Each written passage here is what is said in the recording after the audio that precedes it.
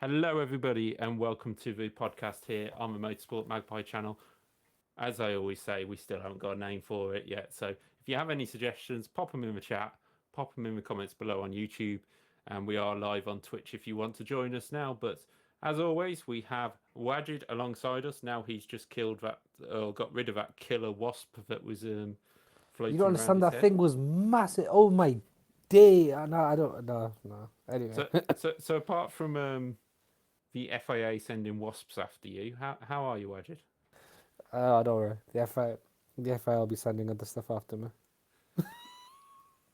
Yeah, we went through many names for this stream, so this video, so bear with us. As always, we are looking for your comments in the chat and your comments down below in YouTube on the comments section. Feel free to add them, and we will add them into the stream next time. And if you're live here with us on Twitch, you can join in with the comments. So, Wajid, the Australian Grand Prix. Decent race, can we say? I thought it was quite a good race overall. I I don't think I don't think it was a good race. It was more the carnage that made it a good race. I thought it was quite okay. If you take out Max, everything behind it was tactical and interesting, but if then it just became farcical, didn't it? Farcical is one word to call it, and we will be tempering our language on some of it. Just after what we said on Discord to each other, we were like a bit stronger than we might be here, but we have thought of words which do suit the occasion, shall we say? Unlike the sidemen who think racial slurs are completely fine against an ethnic group. If you know, you know. The Australian Grand Prix. No, don't care. Yeah. We will bypass them slightly. The Australian Grand Prix, what a sort of ended up how we kind of expected, didn't it? You know, we had Max Verstappen ending up to run away with it, but at the start of the weekend, I think we've got to start with his teammates having a huge amount of problems braking, and it's the Saturday from hell, I think they called it, for Sergio Perez. It's funny how our last show, I mentioned bringing back gravel traps because it punishes drivers. Look what happens when you have a gravel trap. Oh look, it brings up unexpected results and it punishes drivers for mistakes. Funny that. Yeah. What drivers getting tested to the limit? Oh, who'd have thought? Yeah. Whatever issues Checo was having, the conspiracy theorists are out in force as always. Can't let Checo get too close to Max now, can we? And all that. I don't think it was anything. Don't think it was anything nefarious or anything. I just think Checo was off it all weekend, which is a typical Checo weekend. So, but I fully expect him to run away by 30 seconds in 3 weeks' time in Baku. So you know, He did it was quite an do awful. that last year. Oh, that's true. That last year's where the world title change, wasn't it? Last year was where he, for the first half of the race, looked like Lewis Hamilton, Ayrton Senna, and Michael Schumacher all rolled into one, and then in the second half of the race, he looked like Maldonado, Ide, and Yamamoto all rolled into one. Yeah, so I could have been worse than that. One of those people are a race winner, mad. Yeah, Perez is a race winner as well. I But mean, is Maldonado known for his race win? no, not necessarily. No. But yeah, so Perez really struggled to get going, but in the race, obviously moved through the field, got a little bit lucky near the end. But the start of qualifying, I think we have to look at. I don't know if it's unexpected anymore. The pace of Alex Albon in the Williams just killed qualifying, got right up there. We had the Haas into Q3, one of my predictions. But we had the situation where, yeah, where did Albon qualify again? Was it It's eighth. sixth? Oh, it was eighth, was it? Yeah, because it went Yeah, because Leclerc was seventh, he was eighth, wasn't he? Yeah. Yeah. But then did he move? I feel like he started higher. No, there was no grid Or penalties. he just got an absolute killer of a start, He didn't got he? well, he got a kill of a start, and then Leclerc binned it into 10-3, Yes, didn't P8. P8. He beat Gasly and he? Hassan Hulkenberg. Nico Hulkenberg in the Mm. qualifying session, yeah. But That yes, Williams is quick. Where's Adam when you need him? That Williams is quick in a straight line. yeah, it is a mega car, and I did predict a double points finish for this Grand Prix. Obviously, Logan didn't get the memo, but and neither did Alex in the race, to be fair. But yeah, that Williams is good this year, and I think we can pretty much say it's not a back marker anymore at all. No. Um, I know it does qualify kind of down there anyway. Albon and Sargent normally, quite often holding up the back of the grid, but I still think it's a brilliant. It's a really good car Williams have got there, and where that design sort of come from, I'm not 100% sure because they haven't looked like they're going to do that in the last few years unless it's a straight line track, really. Yeah. No, it's true. But I also think some of it is down to Alex Albon's a very good. Alex Albon's a very good driver, Yeah, and um, people forget he was very good in that what was the Toro Rosso when he was in it. Um, People forget how good he was. It's just his 6 months in that Red Bull were just awful, and that's the issue. But Albon is a very good driver. To be honest, I don't think he's. I think he's already just off sort of Lando yeah. and Gasly in terms of talent. To be perfectly honest, because he was no slouch in F2. Uh, I just wonder if it's hunger with him. He seems such a nice bloke that you just wonder if that fighting. I mean, we saw it at I think it was Mugello. He got his podium for Red Bull, and he was he was really aggressive there and whatever. But whenever you speak to him, there's never that anger. There's never that sort of fight in him. Um, he's just always quite mellow. but don't you think that's refreshing? Do you not think Oh that's yeah, yeah. refreshing to not I have a like it, but yeah? is that the cutting? I mean, it's a bit like Hulkenberg. Is that the cutting edge that somebody like Hulkenberg misses to get that podium? I don't. I think give him a mid table. I think give him a mid table car and then let him really mid table a midfield car, and let him see how he goes. I think if you sort of put him in an Alpine, you can't even say the Aston's a midfield car anymore. But if you put him in the Alpine or something of that level, let him see how he goes. But I think he's worth I think he's worth another opportunity.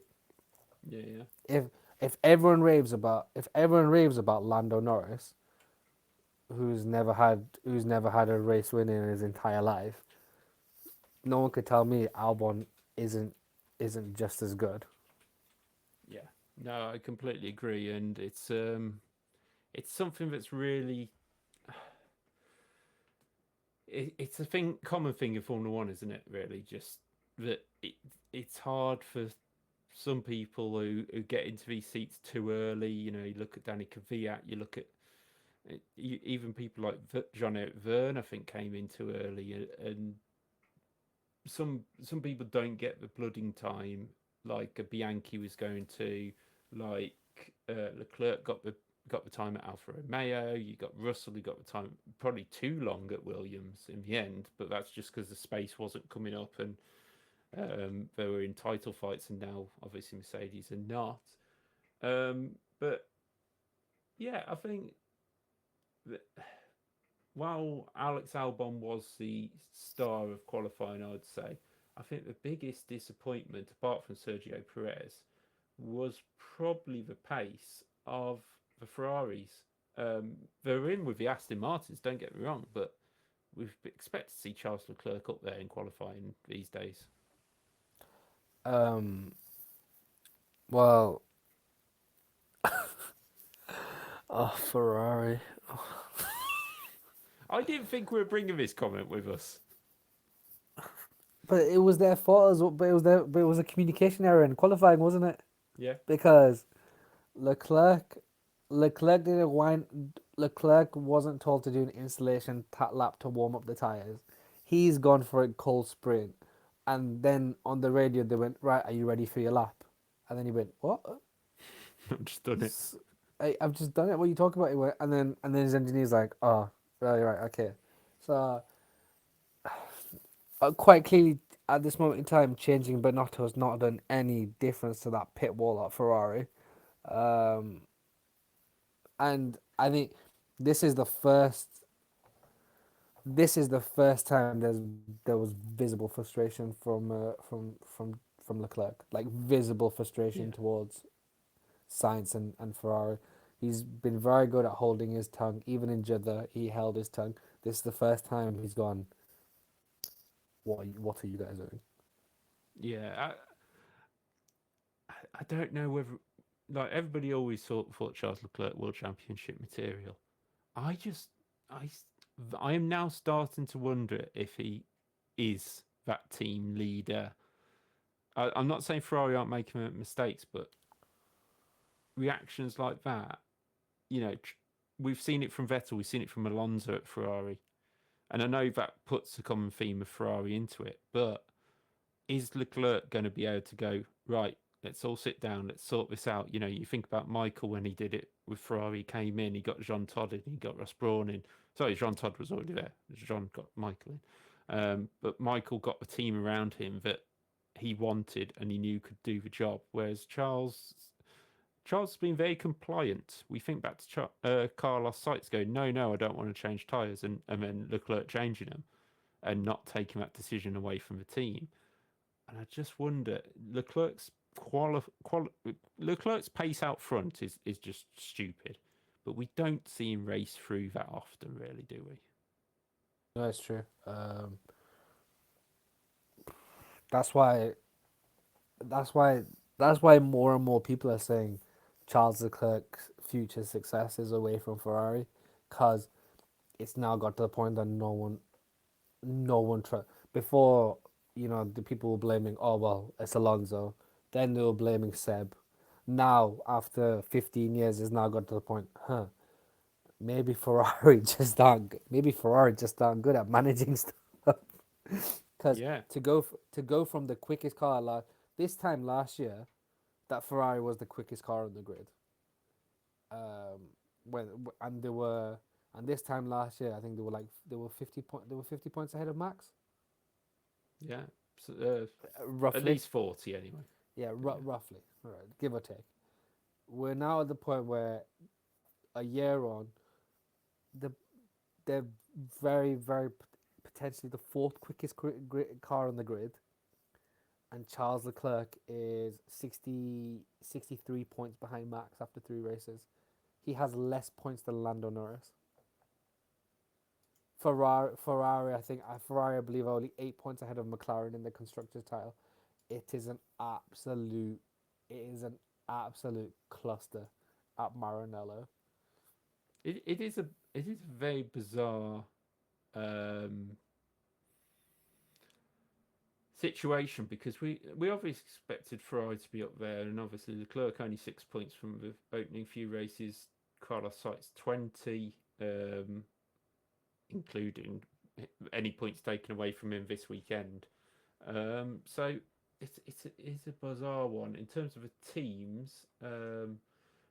Ferrari, yeah, 26 points, McLaren 12, so it's 14-point gap there. But yeah, then it's a 30-point gap from Ferrari to Mercedes, who are in a 9-point gap to Aston Martin currently. Um, and we sort of say disappointing performances.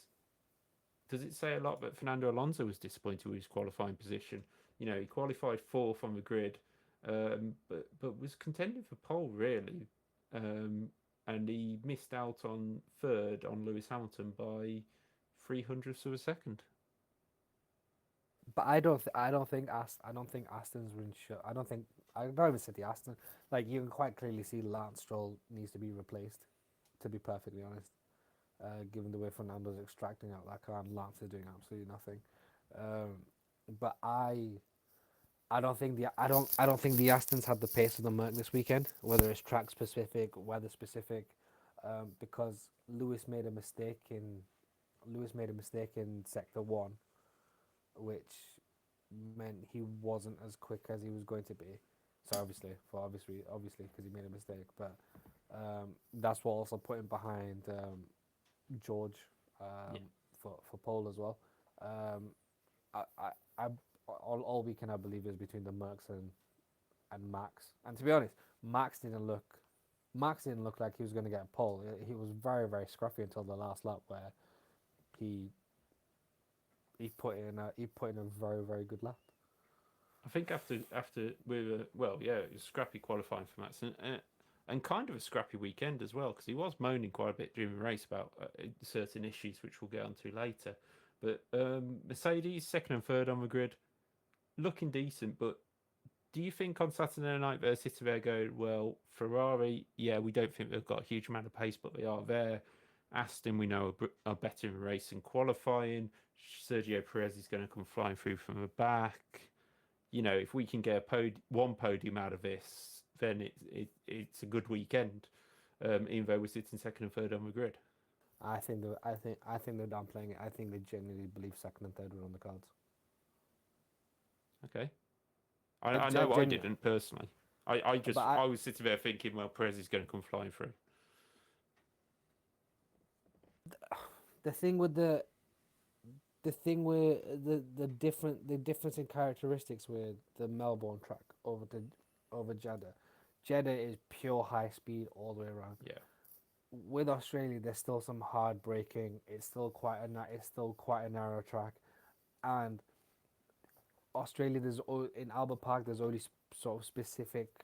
There's only like 2 or 3 places you can overtake. Yeah. In Jeddah, there's multiple places to overtake in my opinion, and it's just pure flat. It's just pure flat out all the time. It's pure flat out all the time. So I think the characteristics of the track, and also typical Adrian Newey car. That car is incredibly quick it's like the Mercs of previous years. In open air, it is very very quick, but once it's behind a car, it just seems to struggle. Yeah. Well, and Checo was not having a good weekend. No, he didn't. He seemed rattled by something throughout the weekend. But we'll go to this title which we just got there. For those who can see on the video, poor Perez saves issues. Now I brought this up with Wajid last time out, but obviously they had a huge jinx here at Melbourne, Australia. Red Bull hadn't won since 2011. I believe, and Wajid can jump in on this when he feels like it. I believe that the issue happened to right Red Bull driver, because if it happened the other way, it could have destroyed their season. So let's put hypothetical situation in that Max had the brake problems. Max was at the back of the grid, and Sergio was the one dominating at the front of the race. So we're now in a position where Max would be, if I just go back to the championship order right now, I believe it's 16 points. It would be 16 points the other way round. Does that, say Max is 16 points behind, does that now put not the pressure on Perez, because obviously we're going to somewhere like Baku next, where we know Perez is decent and we know Max is decent. Would that start putting a bit of tension, shall we say, between the two? And maybe if Perez, especially if Perez went really well at Baku, maybe grab the victory, Max maybe second or third. Is that where we start seeing Max getting annoyed and driving over the top and things like that? I think it's too early in the season. We're only 3 races. What are our next 3 races? Baku, Imola, Spain, right? Yeah. Say Max has 2 out of 3. Say Max has 2 out of 3 DNFs, which is very possible given the way. No, Baku, Miami, Imola, then Monte Carlo. So basically 3 street circuits out of 4. I believe Checo's won at Monaco. Checo Yeah, shows he's very good at Monaco. Max has been prone to making mistakes in Monaco. Um, Max is good in. But realistically speaking, I think if Checo does, for example, if Checo wins 3 out of the next 4, Max has 2 DNFs. That's a 50-point swing. yeah, Then Max will start driving over the top. But I think it's going to take. I think it's going to take like Checo needs to be like sort of like over a Grand Prix victory ahead of Max for cracks to start forming, because I still yeah. don't. I think the only person Max Verstappen fears on that grid is Lewis Hamilton, um, or has any sort of problem with whatever when it comes to wheel to wheel contact or wheel to wheel battling, which we will get to again. Yeah. Is Lewis Hamilton? I think everyone else on the grid. I don't think he mentally breaks. I literally just think not even in Max's head. I think Lewis is so ingrained into that entire family, whether it's Yoss, whether it's Nelson PK, whether it's Kelly PK. I think I think Lewis Hamilton is so ingrained that I think Lewis is the only person that can mentally break Max. That's not Just even. wait till you find out Kelly's babies, Lewis's. Um, yeah, we're not going there. No, I That's just think that's not true, guys. no, That's it's not not true. true. Don't take his facts. But if you take this for example, the last race, Max come across the line. Come on, team, we need to do better, and all that jazz. Yet he'd come from 15th on the grid through to second. Sergio Perez won the race. Max got fastest lap. The cars were dominant. You know, you're sitting there going, yeah, okay, Max could have won the race, but what could we have done better apart from qualifying? But by the end of the race, you finished second. Why are you moaning? And then this week, when he wins and Sergio's back downfield, a great team effort. Is that the mind games already starting with Max to make sure that the team are fully behind him and not backing Sergio in any chance? The team are already fully behind him. Have you not seen how they let Jos Verstappen stand at the front like with his face looking like a slapped ass in Jeddah? Helmut Marko coming out going, oh well, Checo made a mistake. We didn't say you can't go for the fastest lap. The team has always been behind Max Verstappen. Max Verstappen, Max Verstappen is the person that is going to break the records in Formula One. Whether it's especially given the car they've got, whether it's the pole positions or the number of victories or the constant or the consecutive world titles. It's Max Verstappen is the person you need to hold on to in this current generation of driver. So, and given Red Bull is all about PR, whether it's not been good PR, but Red Bull is all about PR, record breaking. Look at athletes and things like that. You're not going to back Checo when Checo's not going to be in that car next year. Yeah. No, I get you completely, and we'll just see how things go over the next few races, I think. But I think the next few races will certainly decide whether we're going to see Sergio Perez in that car next season, or if we're going to see maybe Daniel Ricciardo. Because two drivers we're not going to see in that car right now are the two AlphaTauri drivers. I mean, we will get onto the whole weekend as a whole, but yeah, it's not going well for them at the moment in time. So we'll move on from qualifying. There wasn't a lot of surprises. Maybe, as we said, Albon, McLaren were where we expected. Nick de Vries getting into Q2 was probably a bit of a surprise considering the pace of that AlphaTauri. Yuki Tsunoda was through to Q2 as well on about the same lap time on 18.4. And the two Alfa Romeos were stuck in the bottom of Q1. So it's a strange season so far. But let's move on to the bigger talking points of the weekend. And that was the race. And because actually we do have later on, we have things to talk about with in regards to Baku, and things may be changing in terms of the format, but this was a standard F1 format, no sprint races, normal qualifying, normal practices. So we'll stick with that for now. And it was a race where we really expected Max Verstappen. Yeah, okay, you were on pole, you wanted to walk away, but what a start by George Russell. And it really made the start of the race, especially the first 9 laps before the first of our 3 red flags.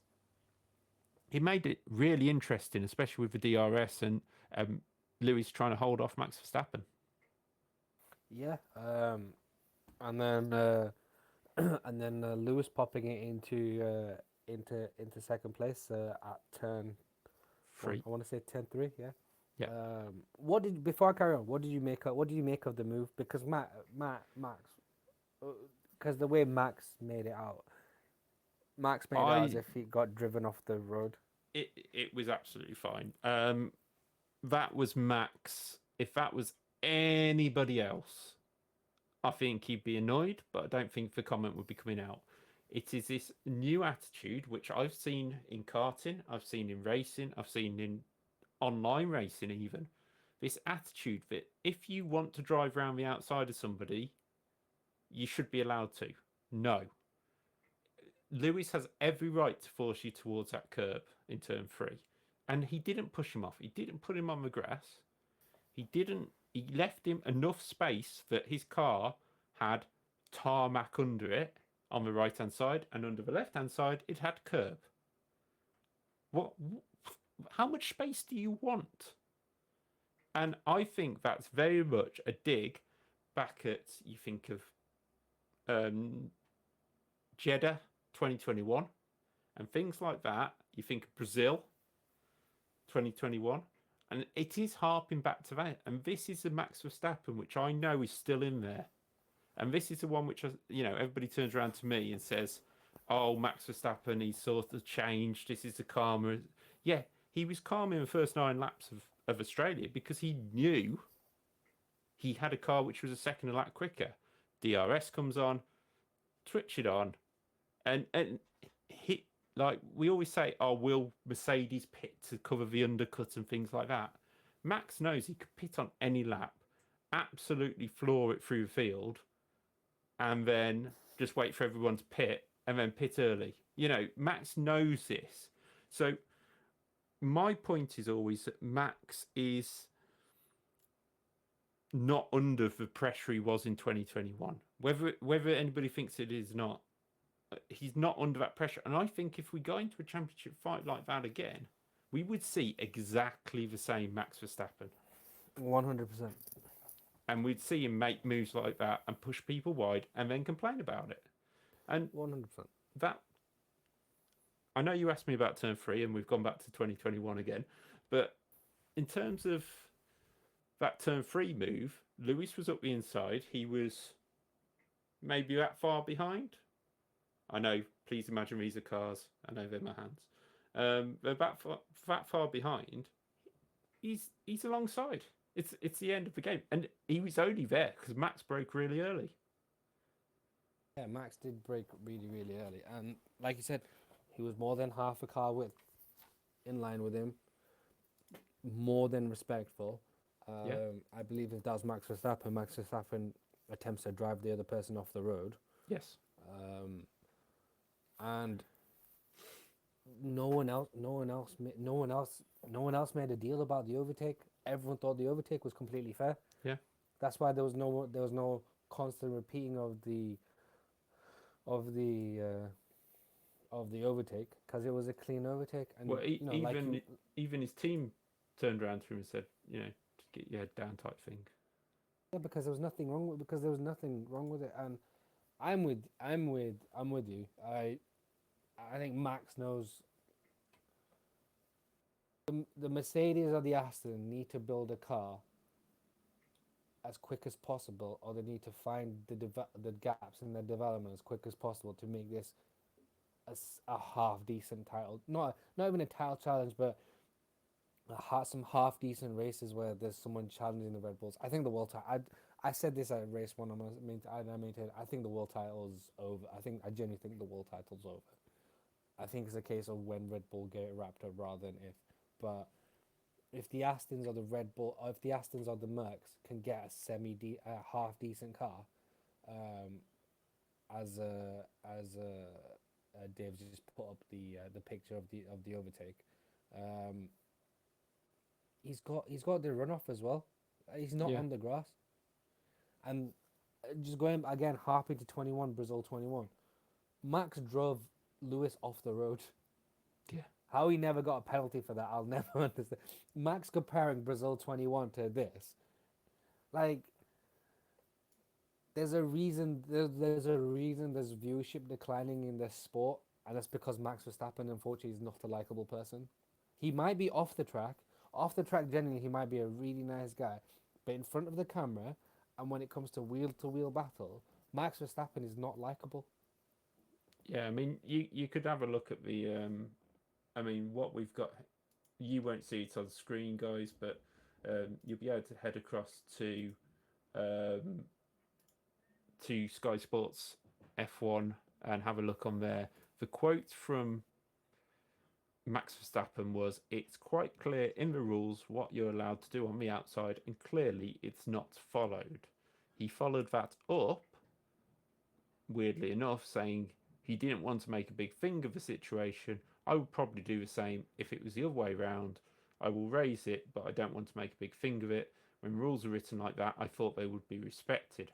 I think with these new rules that are set out, if you're racing from the outside, if you're ahead at the apex, you need to be given space on the exit, which he was, which I thought I wasn't, because I was literally avoiding being crashed into. Now, we've got the pictures right in front of us. As I say, you can head across to Sky Sports F1 channel to have a look at these yourself. You look at the steering angle, and Lewis is full lock right, making sure he's not running somebody wide. Max is hardly turning. Yeah. That's the difference. You know, if Max was full lock trying to avoid, you know, he says he's trying to avoid him, but he's there. He's not off.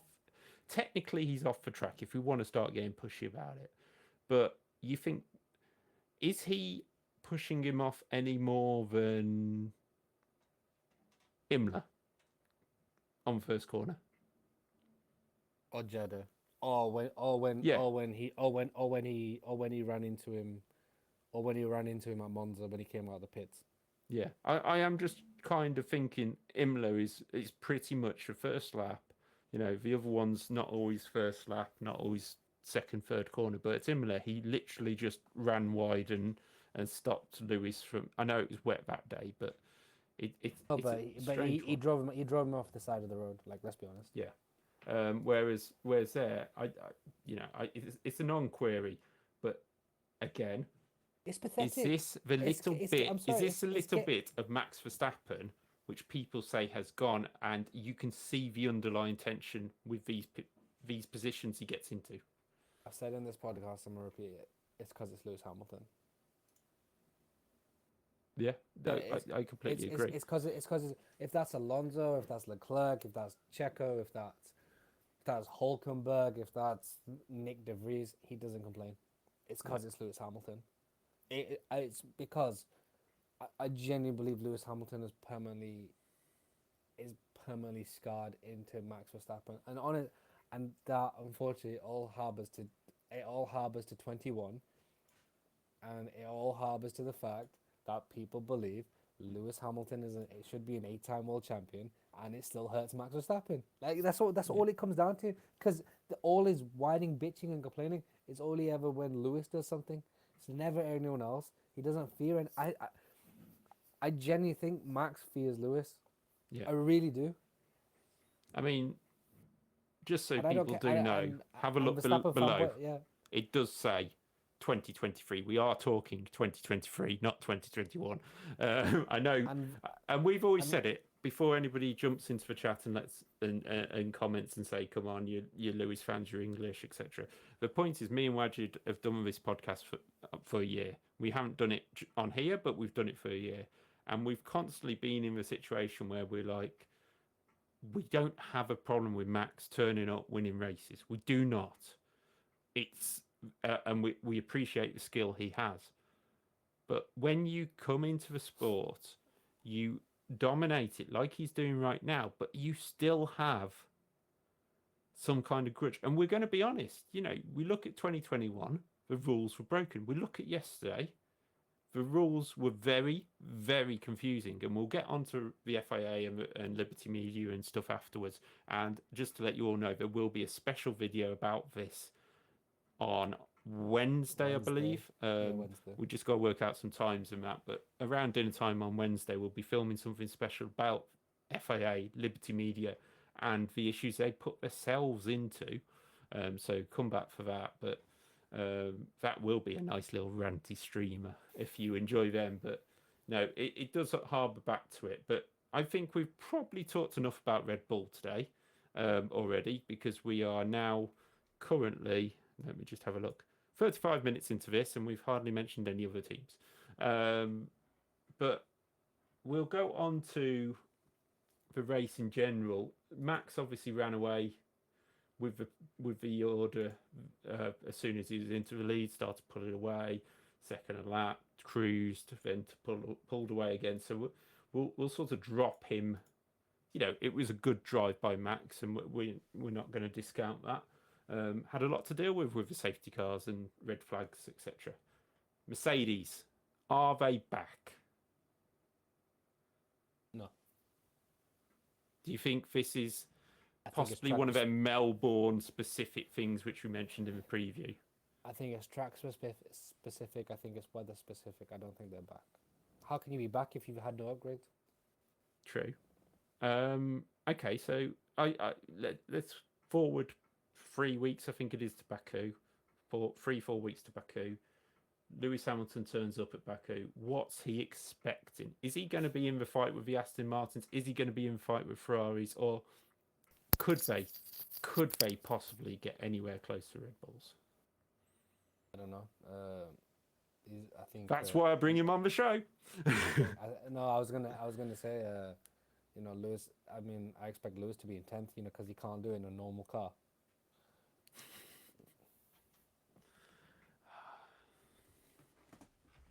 Right.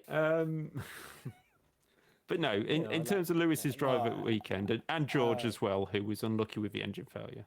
It was a very, very good drive. I think, as I said, both Mercs did have the pace this weekend. I just think it's track specific, weather specific.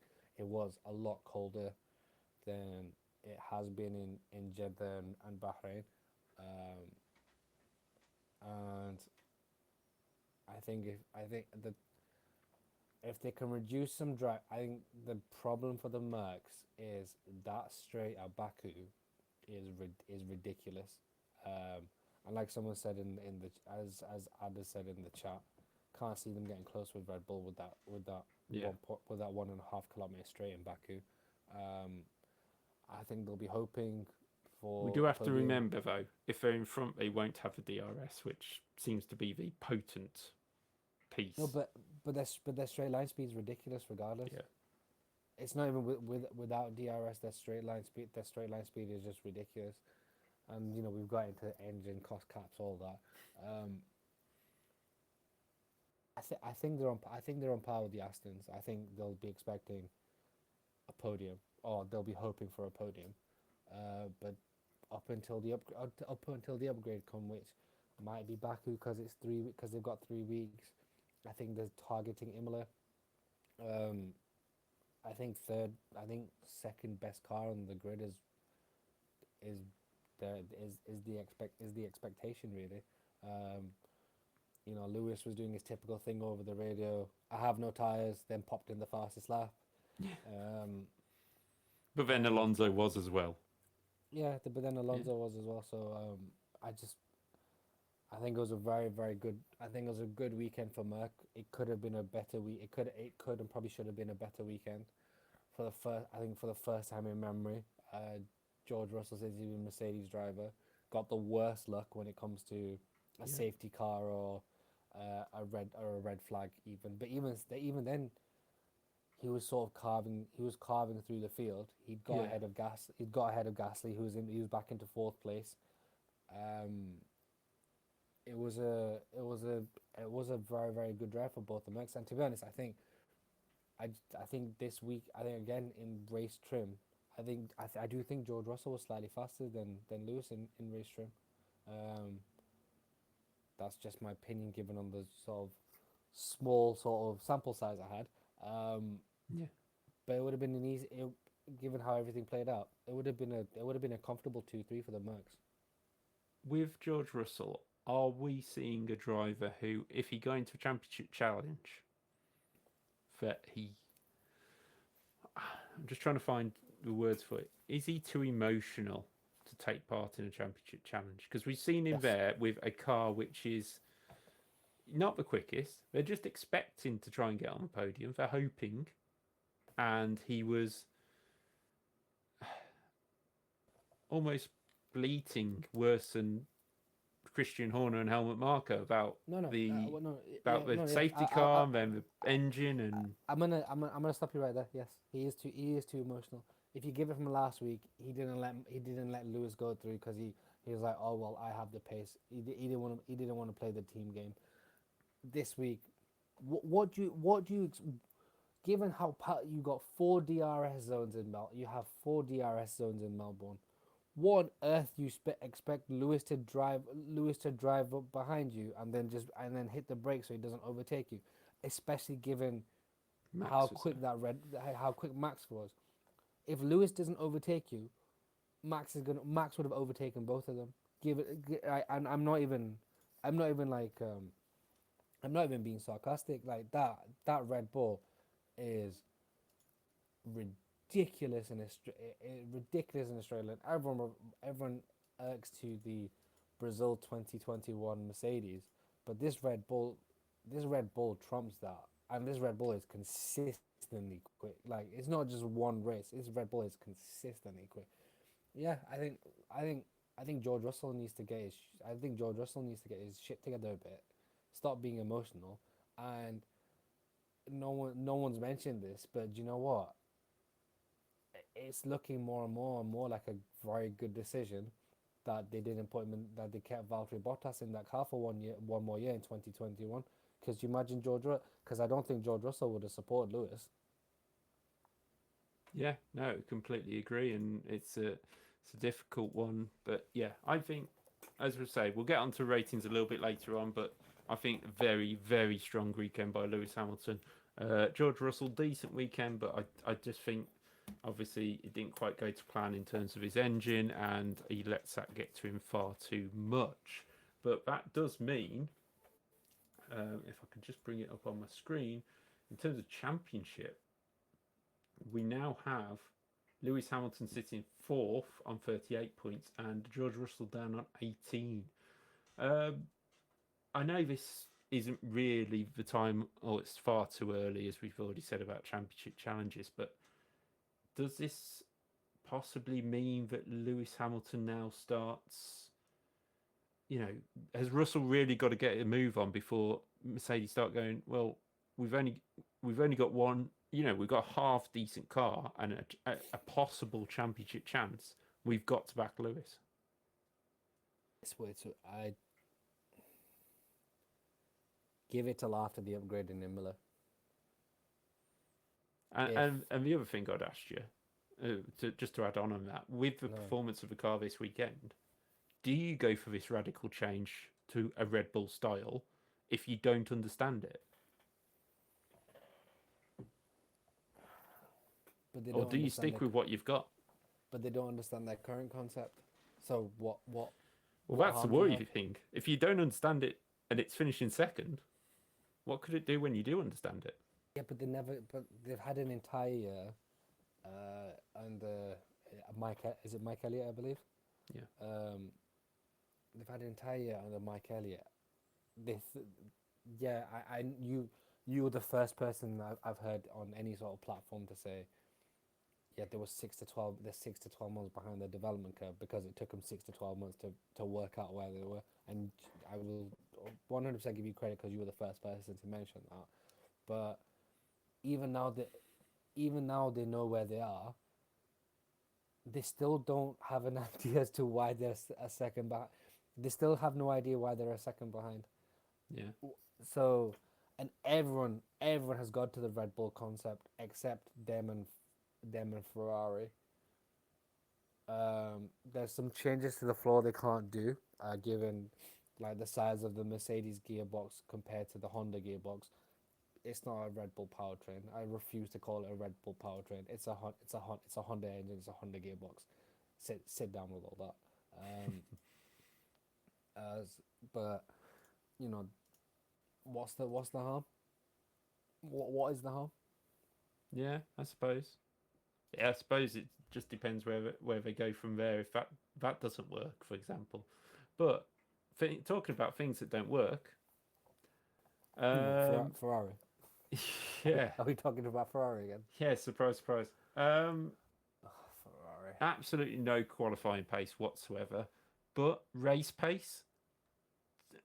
Charles, nobody really had anywhere to go. I'm not going to put any blame on Stroll, really. In that one, it was almost free abreast because Alonso, I think it was, got on the brakes a bit earlier than Stroll expected, and you ended up three wide. And the last time I saw three wide into there, Martin Brundle was barrel rolling down the track and running back to get his spare car. Those were the days.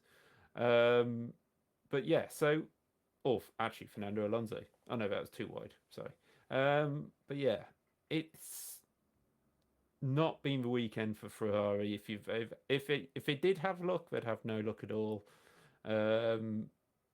I don't even think that's the right saying, but anyway. I think you're downplaying Ferrari. I think you're downplaying Ferrari. I really do. We must have had some pace for Sainz to do what he did in the race. Yeah, but then okay. Actually, before we get into anything, I want to ask this. The way he said, "This is the most disgraceful penalty I've ever received in my life."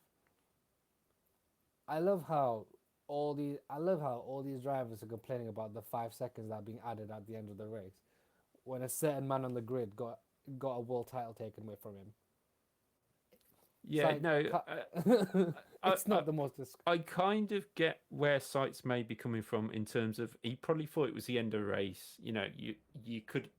There's no harm in the FAA saying, right, podium celebrations are going to happen in another couple of minutes, but what we're going to do is bring Carlos to the steward's room first. Just make sure there wasn't something irregular. If there wasn't, we're going to have, it's not going to be a massive meeting. We're literally going to have 5 minutes, and then we do the podium with the correct people on it. Is there much harm in that? Who else gets to talk about their 5 second penalties?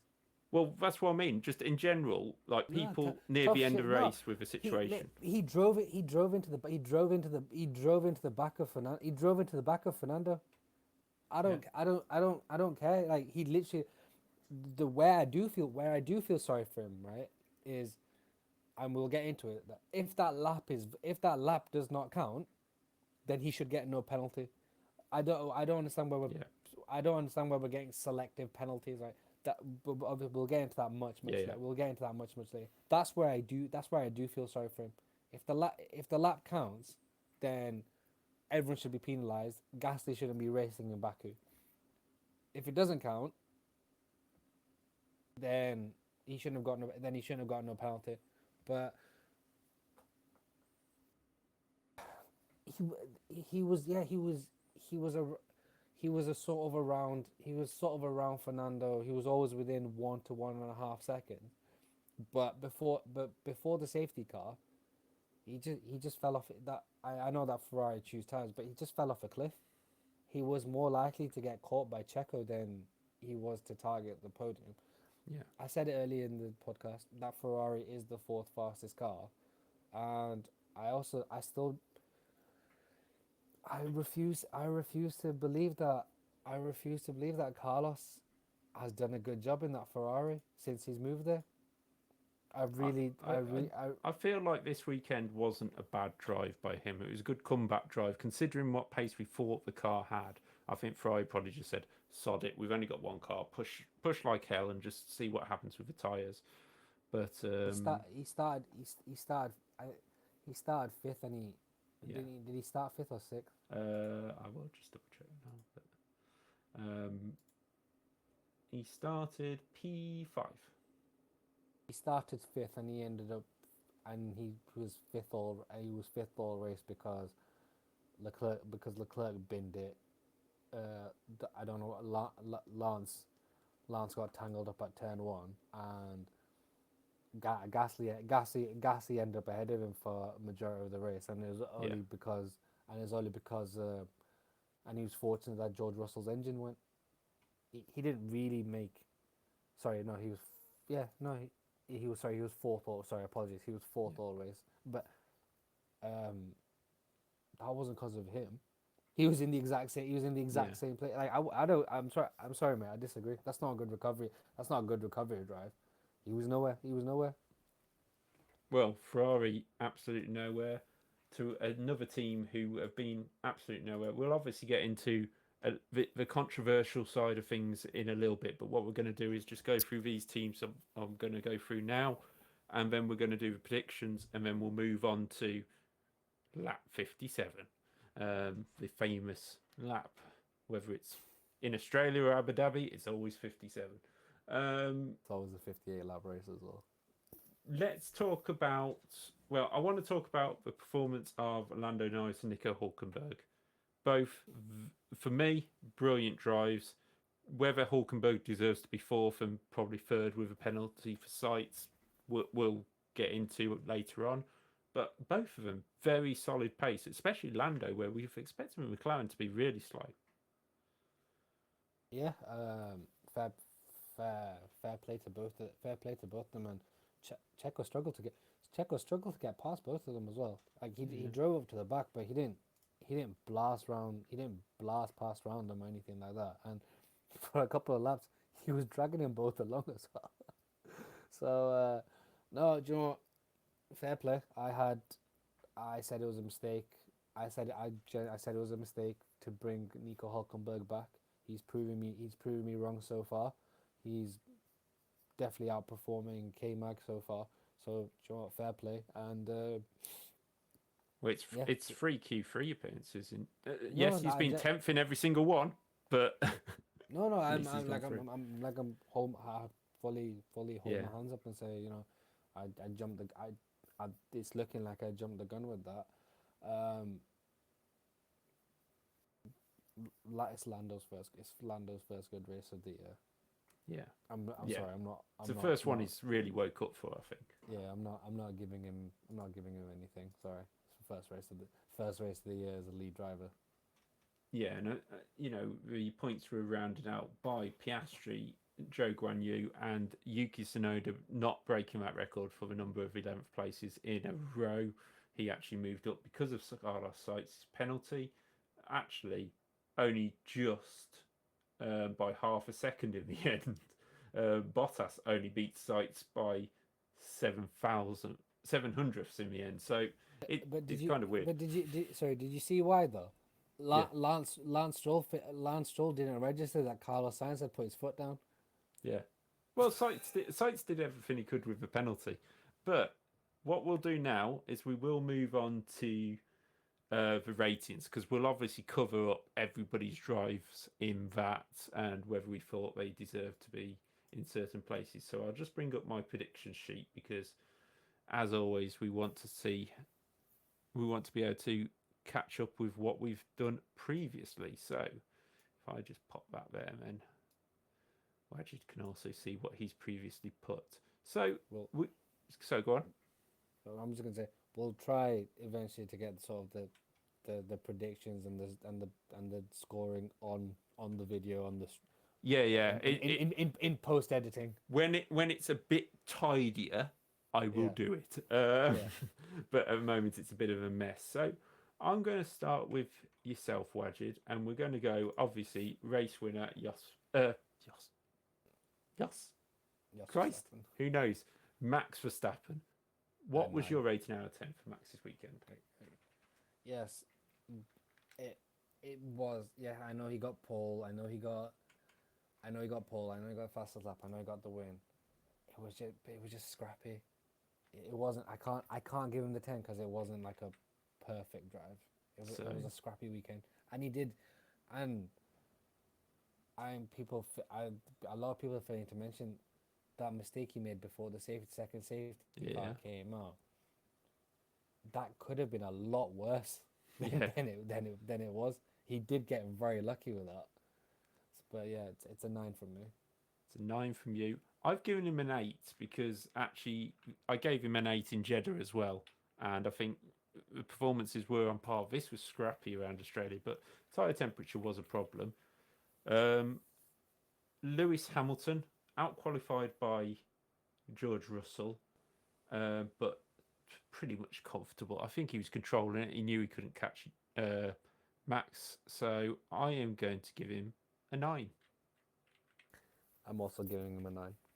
Yeah, there's not a lot more he could have done. Not a lot more he could have done. The only way he was going to get a 10 was if he won the race, and he didn't.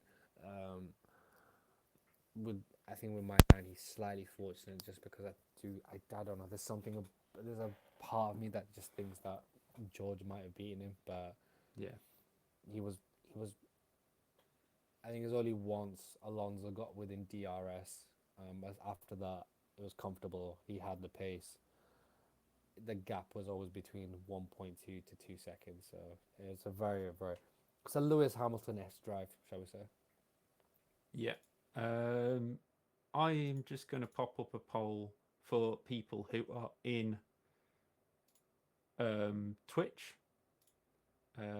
So it's just going to be who was your driver of the day.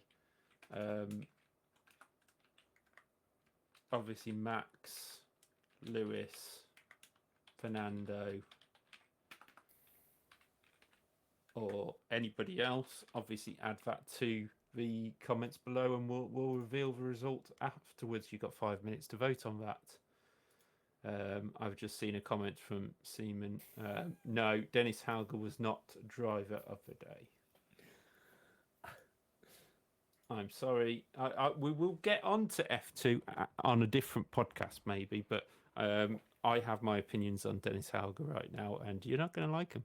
But anyway, Charles Leclerc, I am going, well, what a dreadful weekend. I'm going to give him a 4. You're being polite. I'm giving him a 2.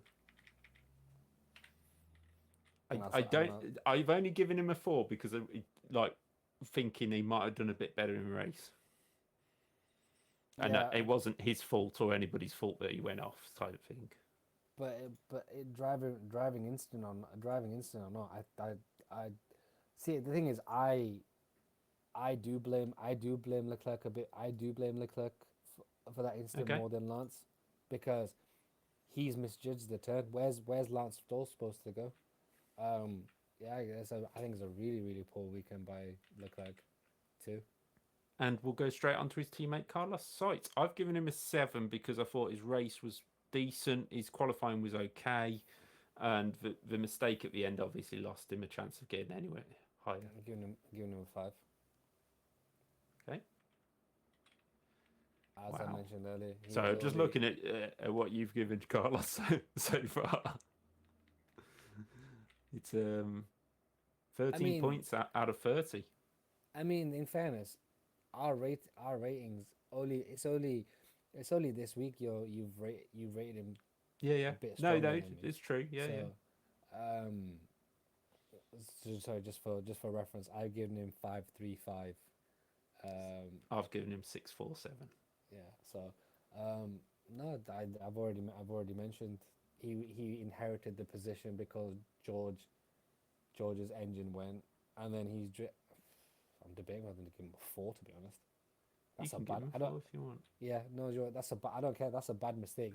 He's dropped from 4th to, excuse me, safety car. Not, he's dropped from 4th to out of the points. Yeah, 4. It's a very, very poor mistake.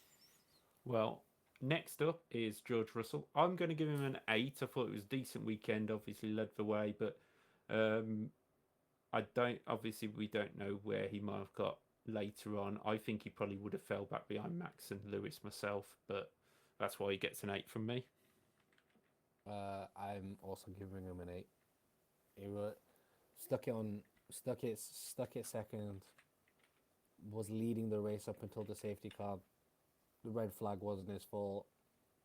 The team at the time looked like they made the correct strategy call.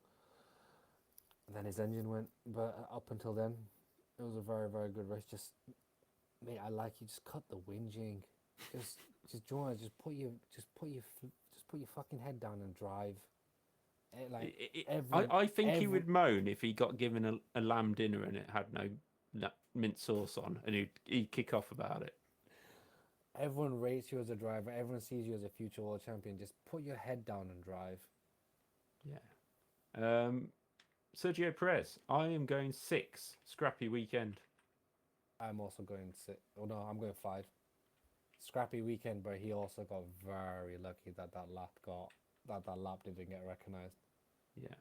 Because that was a bad mistake. That was a bad mistake at the restart. Yeah. Fernando Alonso, I'm going to go for a 7 because I don't think he got the most out of it in qualifying, and seemed to anticipate that Lewis would fall off the cliff a little bit. And I did give Alonso 8 in Jeddah, so I think this is probably his worst performance of the season, even though he has ended up 3rd. I'm also going 7. Same reasons. I can't. There's nothing I can add to that really. Yeah. Next up, the Alpine of Pierre Gasly. I've gone 8 because I thought he had he was on for a 10 until the final bit, so I think it's an 8 for me. He was actually on for a 10 with me early on because he was for a car that, you know, we're saying the Alpine has got good race pace, but it's not up there. He was looking at possible podium at one point. I've given him a 6. That's a really bad mistake. The problem is that's a really, really bad mistake. Yeah, I can understand that.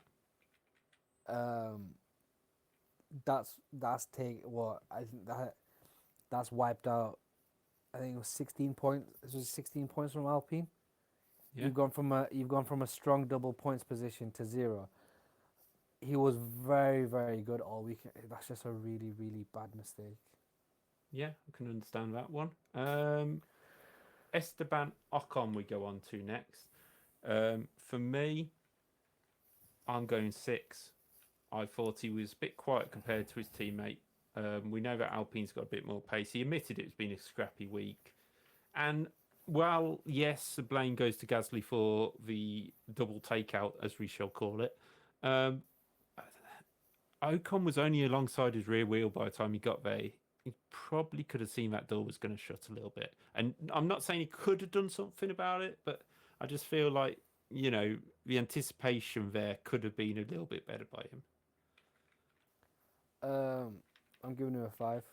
He was average all weekend. Yeah. And he was only there the incident only happened because of Pierre like trying to go around the incident at turn 1. Otherwise he was going to be further up the grid. But no, it was a very, very average weekend from Ocon. Next up, we go for a person that we both gave 2 to last season. Last round at Jeddah.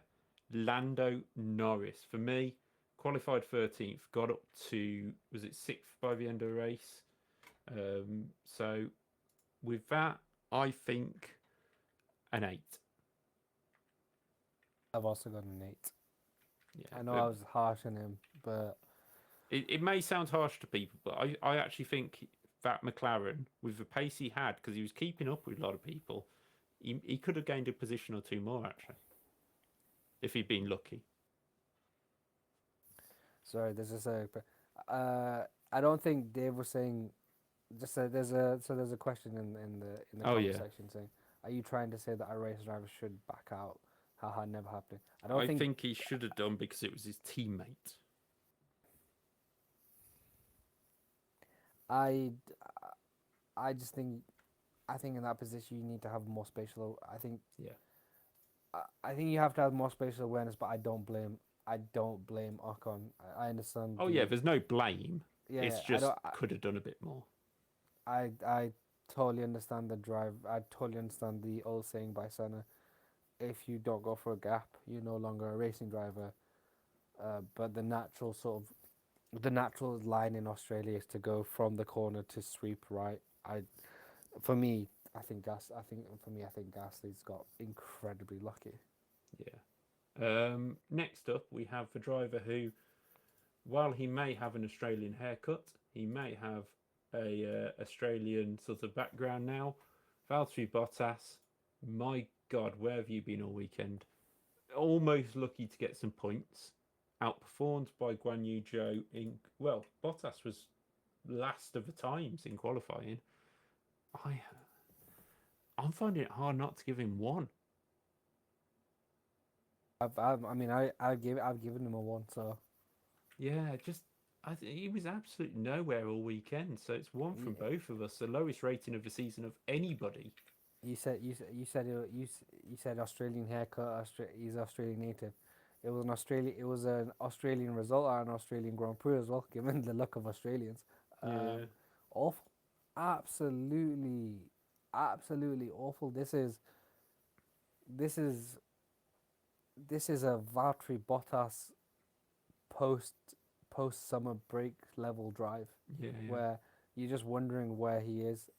He before he was very fortunate because he was in a Merc, so you don't get punished. Now in a midfield car, you get punished with these sort of drives. Awful, awful drive. Yeah, and next up is Joe Guan Yu, his teammate, who I've actually given a 7 to. I've also given a seven. I thought it was a very good drive by Joe.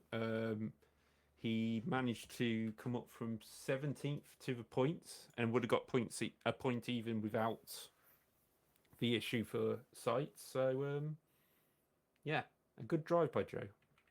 No, very very good drive. He's definitely taking that next step. I was one of the few people. I was one of the people last year that called him out. Said, is he on the grid because he's actually good enough, or is it a paid driver status? Yeah. Quite clearly, he's showing he's more than good enough to be on the grid. Now this next one may sound harsh. It's Lance Stroll. I've gone 6 because You're if you, polite. I've gone four. wow.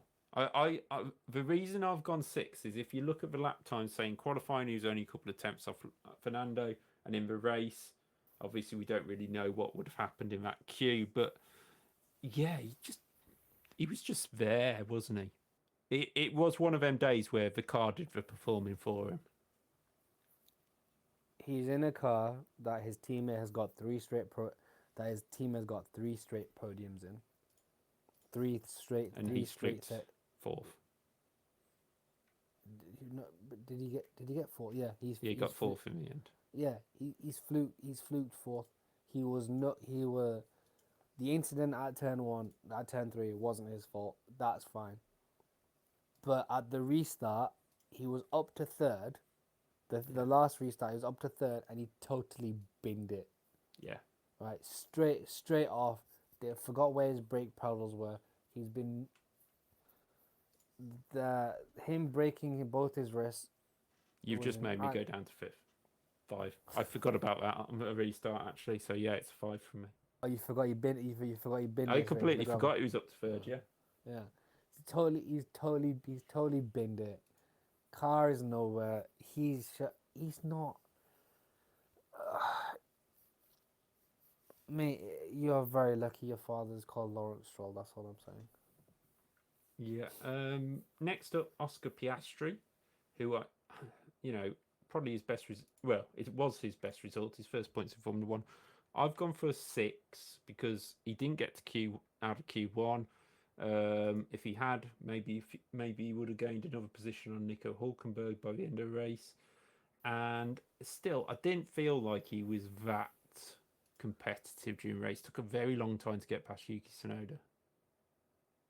I forgot about that. I'm dropping it to 5. I was gonna give him a 6, but I totally forgot about that because that alpha isn't quick. 5. And Um, he was fortunate in the end to get points.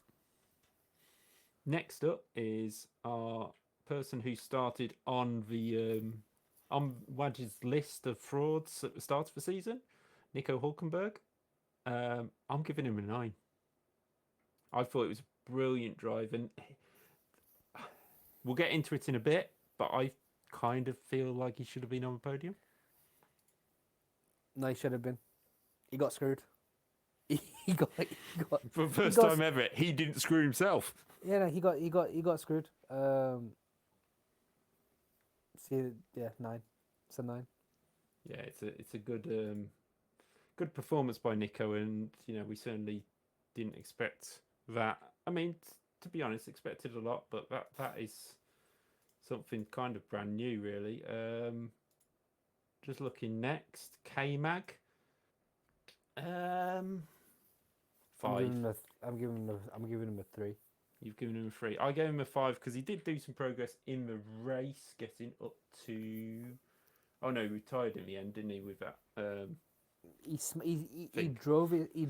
He drove it straight into the side. He drove it straight to the barrier. He made a mistake. He was nowhere all weekend.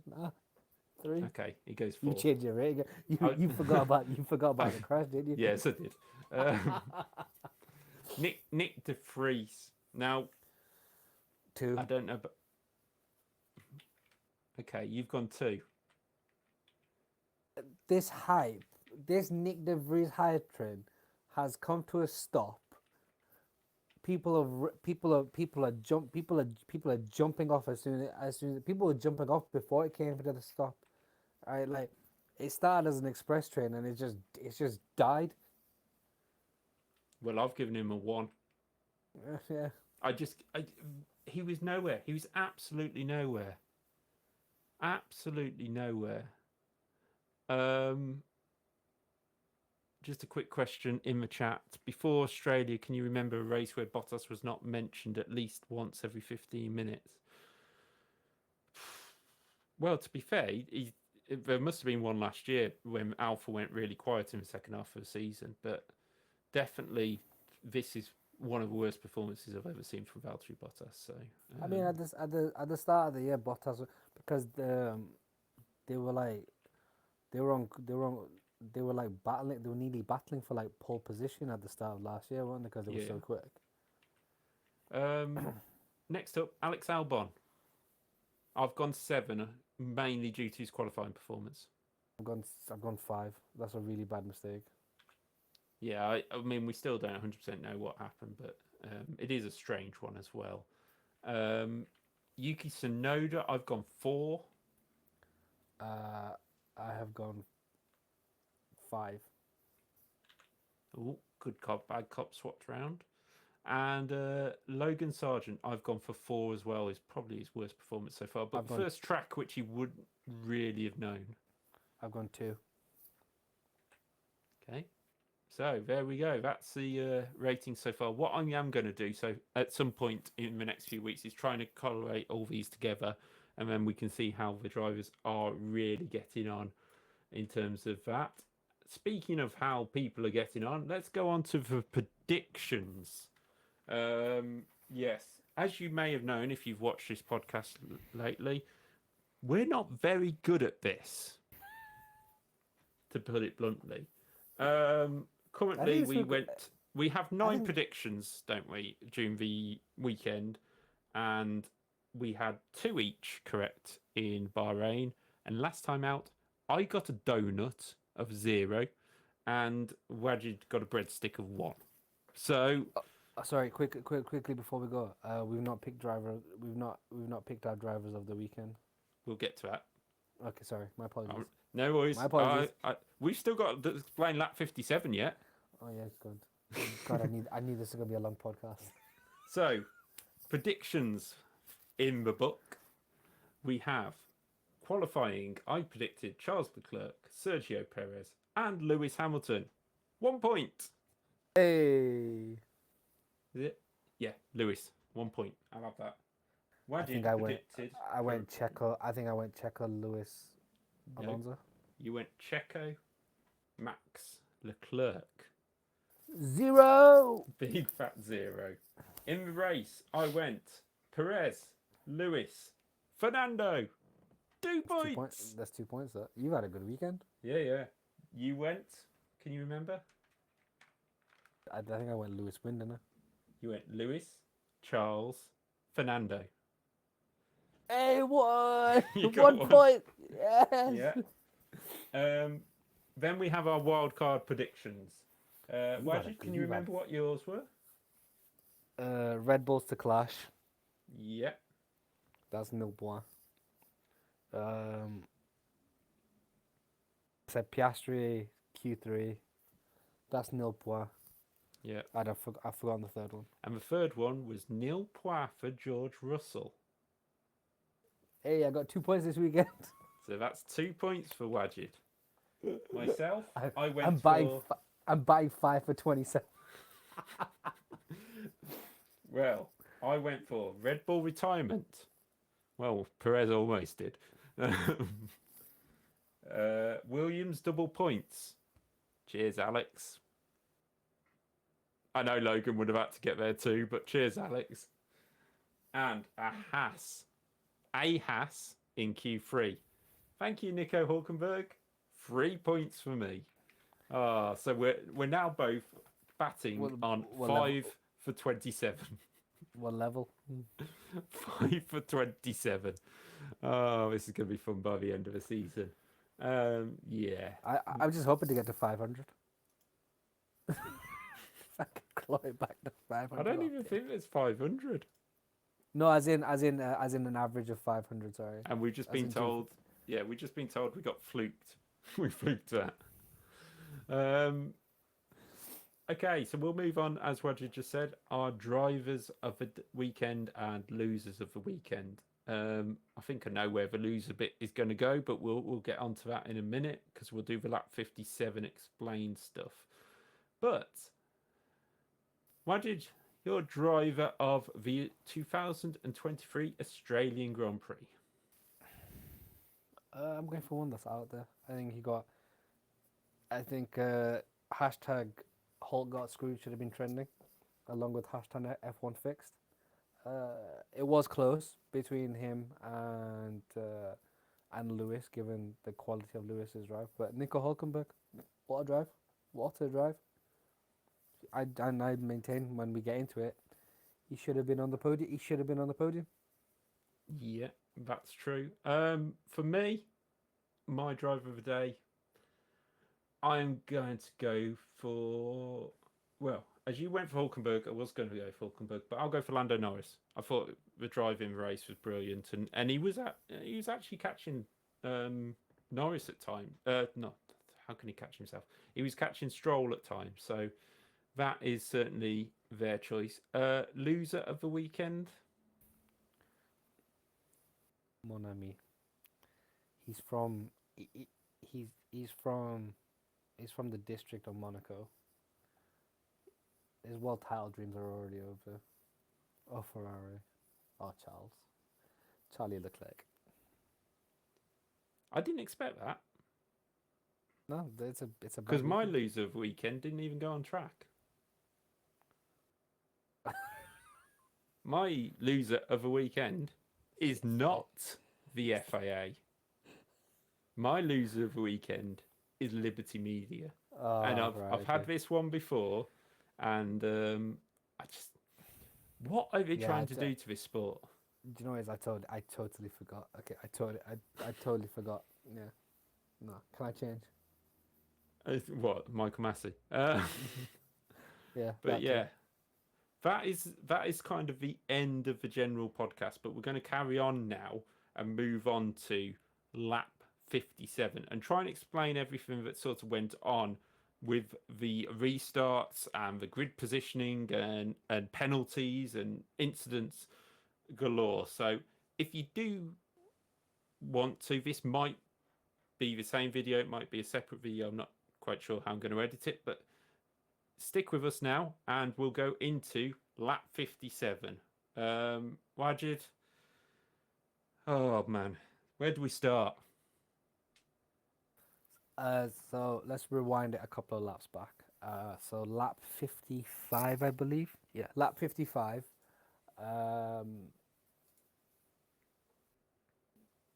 K-Mag bins it coming out of turn. K-Mag utterly bins it coming out of turn 1, turn 2.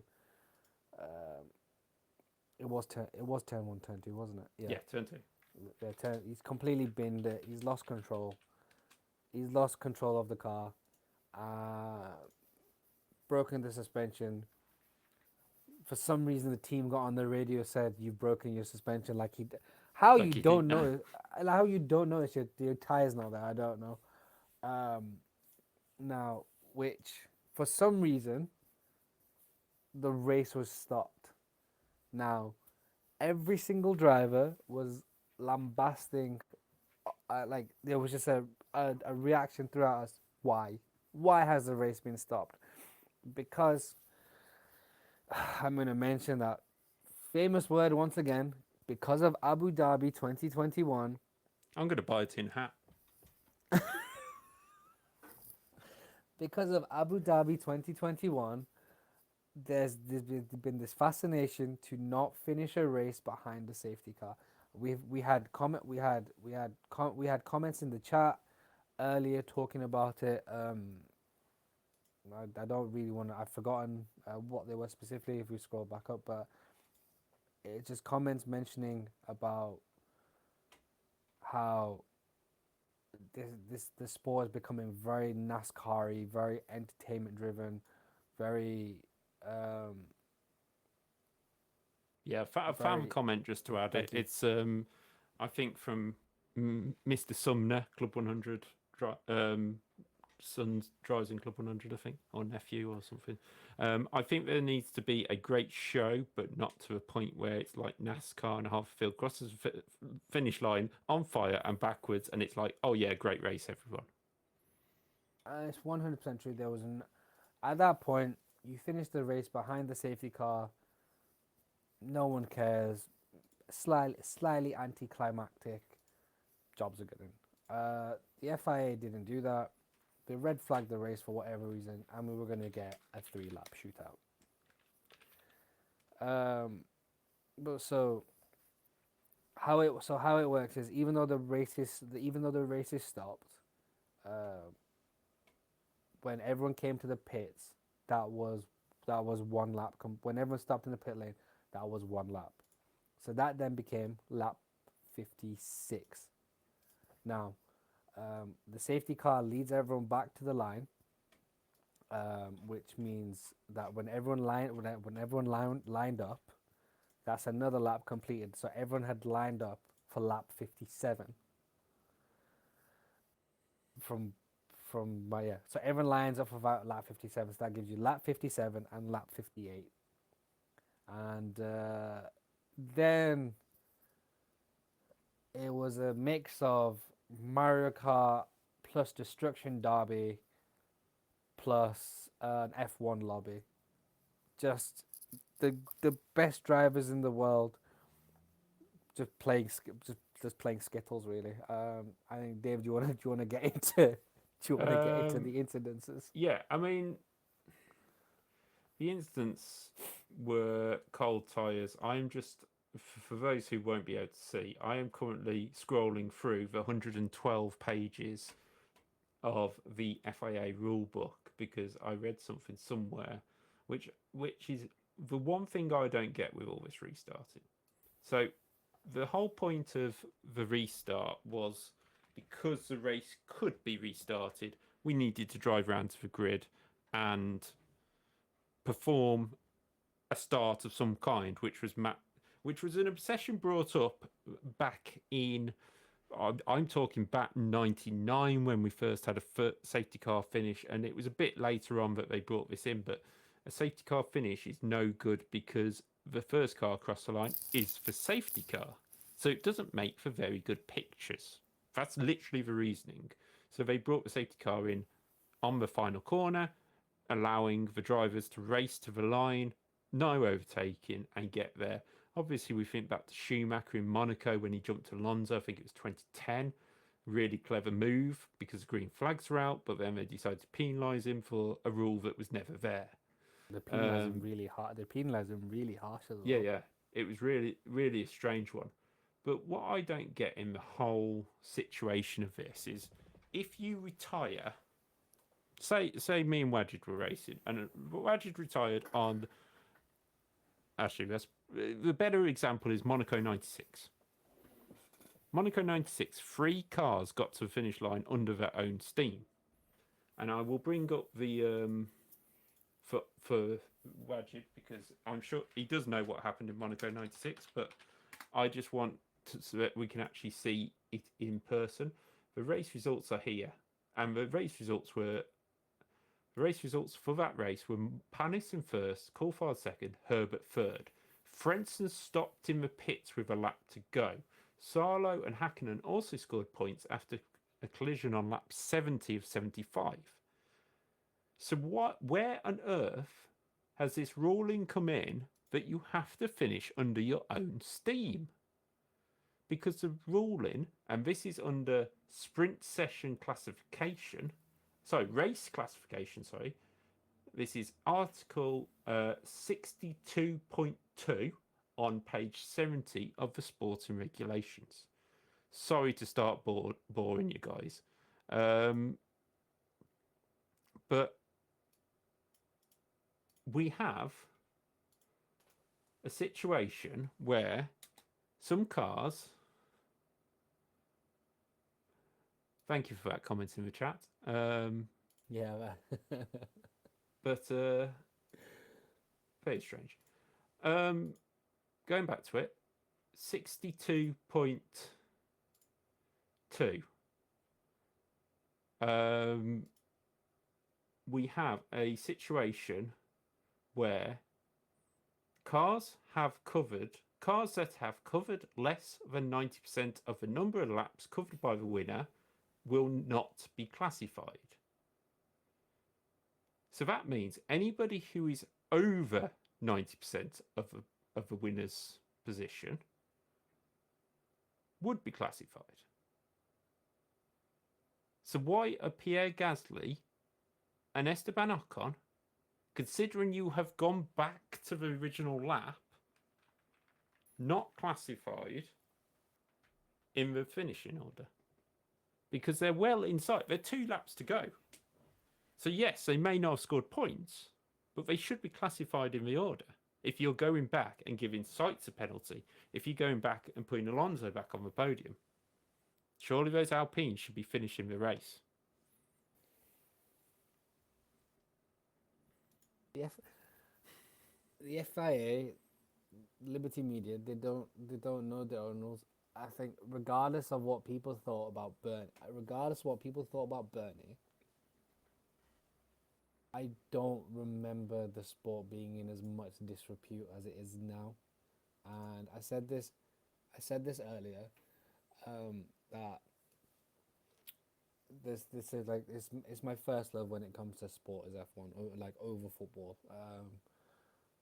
It's becoming increasingly difficult to watch. It's becoming increasingly difficult to watch the sport because of the manufactured endings that whether it's Liberty Media or F1 or the FIA are trying to create.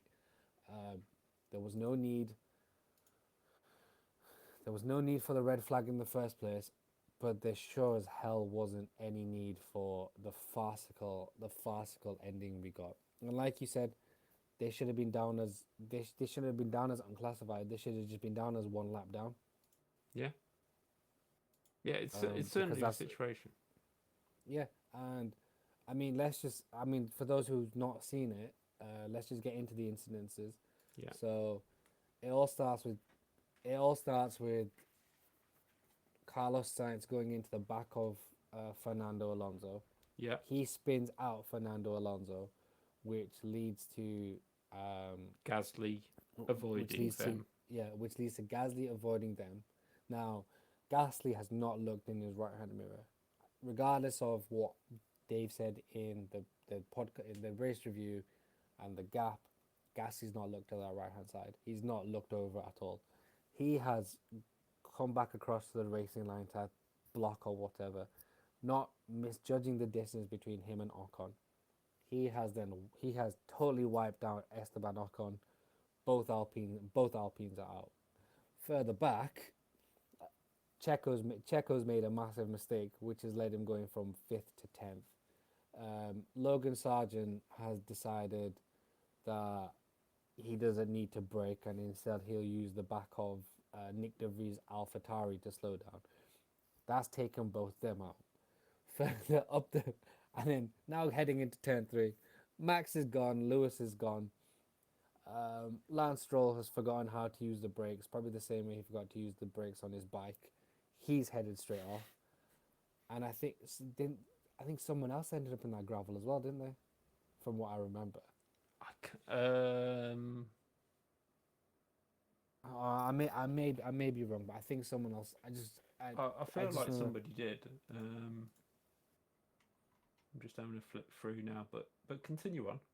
But yeah, so which has led to a top 4 at that time, and I only remember the top 4 because of what we'll get into further, of Max Verstappen, Lewis Hamilton, Carlos Sainz, and Nico Hülkenberg.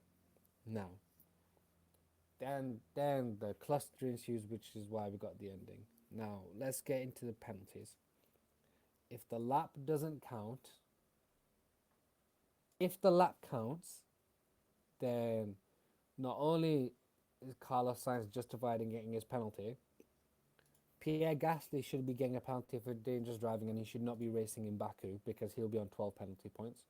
Yeah. Logan Sargent should be getting penalty points because he's driven straight into the back of Nick De Vries. Yeah? Yeah. Now, because the lap... But so that's if the lap and the lap doesn't count. Now, the ruling the FIA gave was because all the cars hadn't passed through Sector 1, they could not determine what the standings were officially because no one had gone through a time checkpoint. I think that's what they said. That's basically That is total and fine. Okay, cool. You can't justify the times, whatever.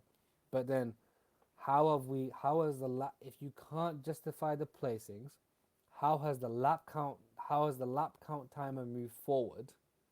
How has everyone gone back to their positions? And how are you selectively picking and choosing who gets a penalty? Yeah. Now, whether this means there should be an intermediate line for a red flag or anything like that, we'll get into that. But the FIA, Liberty Media, whoever, have selectively chosen who gets a penalty, who doesn't get a penalty, selectively chosen to wind the results back to lap 56, which essentially discludes but doesn't disclude lap 57. Can't clock the lap back one. Even as I'm explaining it, it just makes no fucking sense. Yeah, I mean, I'll jump in to save Wajid sending himself into complete nutcase land. Yeah, I mean, basically, what I feel should have happened is, yes, they say it's set to 1 within the rules and things like that. So that's, like you say, why is that lap even counted then? Because it's, they haven't made it round. Yes, they could easily knock the counter back. Secondly, if we're going to go into this NASCAR, red, white checker theme, then you put the drivers back how they were and you say start again. And whoever can't go back there, like Gasly and Icon, so be it. Or you just go... I mean, we think that many times.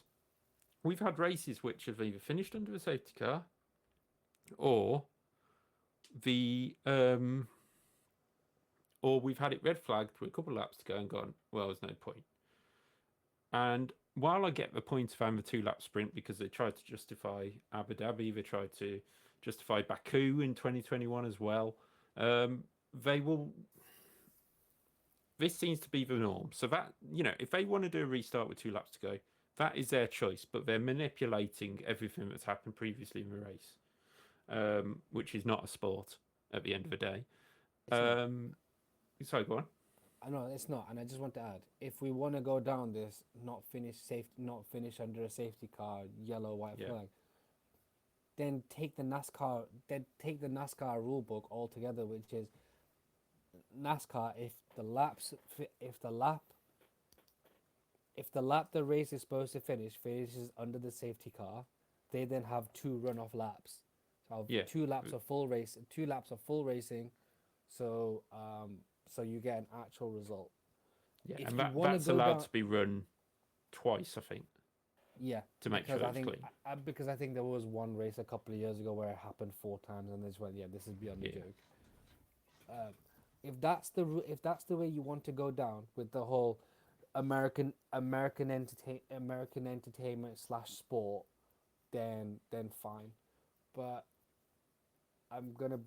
everyone bring out your tinfoil hats, because Abu Dhabi did not finish the for the sort of commercial way, what was right Yeah. for commercial business, and they had that manufactured 1 lap shootout to make it like the greatest finish to a Formula One ending ever. There was multiple ways that could have done, because they could not finish Abu Dhabi 21 properly, or as it should have been finished. We have now gone down a rabbit hole and been led into positions where they're making things up on the fly at the end of races to justify the poor decisioning of 2 years ago, Yeah. which is now leading this sport. It's no longer sport. It's become WW. It's become like WWE, AEW. It's now more entertainment Yeah. with all this farcical American, and I'm gonna say it's America because it's always American bullshit. It's become entertainment American bullshit with the Drive to Survive and things like that. Drive to Survive has been wonderful in bringing in new fans, but It needs we're to be now new fans who understand the sport, yeah, not but understand how Netflix put it across, in my view. we're now we are now even more so at a very, very close marginal point where we are blurring the line so much of sports and entertainment that it's just it's becoming ridiculous, and it's becoming farcical. And I think the FIA need to take back control of this sport, and I think Liberty Media need to. I think someone needs to purchase this off Liberty Media, and I think Liberty Media need to. I think Liberty Media need to get gone from Formula One. You've done your media. You've brought great viewership and things like that, but the viewership of Formula One is on a downturn. There are less fans watching now than there were in 2020. Than there were in 2020 when the Mercs were dominating. Manufactured farcical entertainment endings for Netflix and things like that. Something needs to change. Something needs to change ASAP. That my rant made no sense. I just started talking. No, it made complete sense. I was just letting it all sink in for everybody. But I completely agree with most of what you said. You know, probably all of what you said. You know, Liberty Media have come in, and ever since then, it's been about entertainment. And yes, sport has to be entertainment, but sport is entertaining because it's unpredictable. Sport is entertaining because you get them 0-0 drab matches or races where you just go, oh, I'm not going to be watching that one again. You know, nothing happened. There wasn't even any strategy in it. You know, you get them. But then you get the surprise where Pierre Gasly wins in Monza, or Danny Ricciardo turns up in Monza and suddenly goes, oh, look, hello, I remember how to drive. You know, you get them moments. You get you know, we think through Formula One, and we will probably do a video on this at some point, of the moments you suddenly go, what happened there? You know, the Maldonado, Spa 98, you get Nürburgring 99, you get Monaco 96. You get Gianni Morbidelli on the podium in a footwork in Adelaide in 95. 5. Give me a chance. Covered in oil because Panis is about to retire because Hills dominated and lapped the field by 2 laps. That's what you get because everybody blew up and retired. You know, it's just sport is about entertainment, but it's about unpredictable entertainment. it has different kinds of entertainments as well. let's take the World Cup. Let's take the World Cup. Let's take the World Cup that's just gone. Let's Yeah. just say the World Cup that's just gone. Argentina 2-0 up. Argentina 2-0 up, utterly cruising. Now I know Mbappe scored both goals, led it to 2-2. But let's get to the 89th minute. Do you imagine FIFA? Do you imagine like the referee just going, right? This has been boring. No. We're gonna Next goal this wins. is but this has been boring. Next goal wins, or this has been boring. Let's just give a penalty here. Let's give 2 penalties, or let's chalk off one of the Argentine goals just to make it a bit interesting. Like it's the reason people talk about that being arguably the greatest World Cup final in history is because the drama wasn't manufactured, because of the non-manufactured storyline, because it was pure entertainment, unmanufactured. Now, I don't. People don't watch. People don't watch. I know a lot of people don't watch baseball, but the sort of like the World Cup of baseball occurred as well. Yeah. Like the storyline there in the ninth inning was you've got the best pitcher in the world versus the best batter of the world. The two best teams in the world. It's the ninth inning of the final, and they're both facing each other. They're both teammates. They've never faced each other ever. If the batter had scored, it would have equalized. But obviously the pitcher got the strikeout, and Japan won the World Cup. But again, not manufactured, a storyline that was built in, and that's just how things led out. Yeah. F1's constant need to manufacture, F1's constant need to pander to short attention spans or whatever. Do you know what? It's okay to have boring races. There's nothing wrong with a boring race. There's nothing wrong with the lights, with the flags to finish race. Yes, it doesn't get the viewership and things like that, but that's where it is. But this farcical bullshit that we've been coming up with since Abu Dhabi to justify poor decision making, it's got to stop. Yeah. And I've got to just add in there, because obviously we probably have said it, but we've got to make sure it's clear. We actually think that the red flags were kind of a right decision. We have got no problems with them, but it was how it's restarted. And the worst one, I think, okay, the penalty for a lap that never happened, but he did make a mistake, so fair enough, he should be punished. I think Hulkenberg was robbed of his podium. He should have been on there. But the worst one of all, we're talking about a sport that wants to be sustainable, wants to be carbon neutral. So what we're going to do is, for no reason whatsoever, we're going to start 12 Formula One cars up and a safety car, and we're going to drive a lap. Just so everybody can cross the line. Just so somebody can expand some energy waving a flag. Why? Why? What a waste of fuel, tyres. I mean, I wouldn't be, if Nikita Mazepin was still in the thing, he probably would have stuck soft tyres on and gone for it at the back of the grid to get fastest lap. Why? If you're going to do that, do a standing start for 1 inch and see if anybody stalls and loses their position. Give us, if you're going to go that far, go all the way. But I just don't understand why they had to go round just to, Max had already crossed the start-finish line to start the last lap. There was no reason to have to do a last lap, a lap 58, a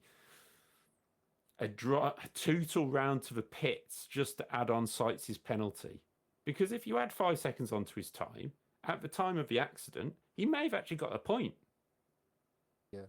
He may have actually got a point if he'd gone back to the original race result where it was red flagged. He would have finished 4th.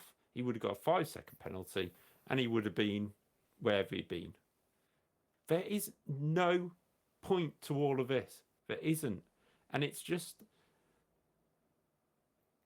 I'm keeping it as clean as I can for YouTube. It is rubbish. It is not the sport we tried to get interested in. We had 56 laps of racing, which wasn't a brilliant race, but it was really good. I thought it was a really good race. You know, there's strategy and everything in it. And then you've got to the end and you've spent 35 minutes deciding whether to grid people up. The rule book should be there. It should be any of us could pick it up and go, right, there's the rule. That's what's going to happen. But because they've manifested these ideas of trying to, you know, Alonso, no disrespect to him, he is flavour of the month. So they want him on the podium. They want this Fernando Alonso uproar ready for the Spanish Grand Prix. Because Carlos isn't doing too well, they want tickets sold for Fernando Alonso to win at the Spanish Grand Prix. Well, I'm sorry, Spain, he's not going to. Unless Max suddenly retires, that Aston Martin is not going to be quick enough when it gets to Spain. It's not. End of. So unless it's manufactured, which we won't put it past the owners of Formula One right now, but that was the difference with Bernie. Like, if he had to manufacture something, you know, okay, he joked about sprinklers on the track. But he, you know, other things he manufactured in Formula One was, okay, Fernando Alonso is leaving the sport. We need to try and get him a drive. I'll talk around the team owners and see if we can find him somewhere. That's the kind of thing Bernie did. And he kept a lot of people in the sport because of the way he did that business, because he knew it was important.